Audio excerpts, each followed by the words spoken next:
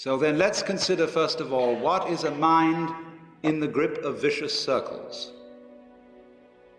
Well, one of the most obvious instances that we all know is the phenomenon of worry. The doctor tells you that you have to have an operation. And that has been set up so that automatically everybody worries about it. But since worrying takes away your appetite and your sleep, it's not good for you. But you can't stop worrying, and therefore you get additionally worried that you are worrying. And then, furthermore, because that is quite absurd and you're mad at yourself because you do it, you are worried because you worry because you worry. That is a vicious circle. So now, can you allow your mind to be quiet? Isn't it difficult?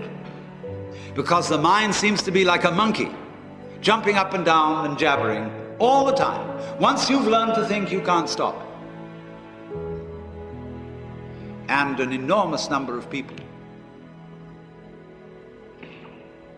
devote their lives to keeping their minds busy and feel extremely uncomfortable with silence. When you're alone, nobody's saying anything, there's nothing to do. There's this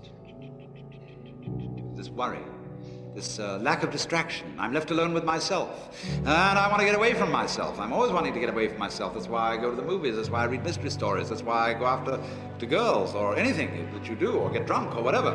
I don't want to be with myself. I feel queer.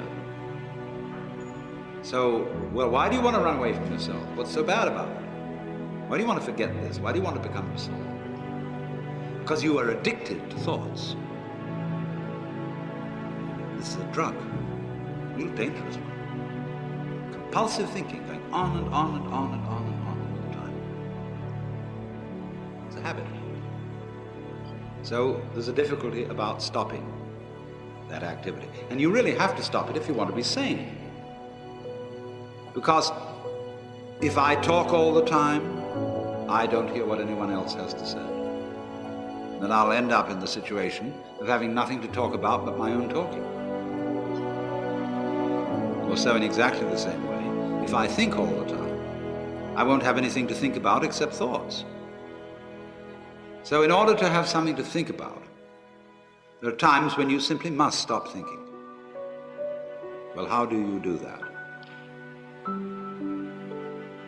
The first rule is don't try to. Because if you do, you will be like someone trying to make rough water smooth with a flat iron. And all that will do will stir it up. So in the same way as a muddy, turbulent pool quiets itself when left alone, you have to know how to leave your mind alone.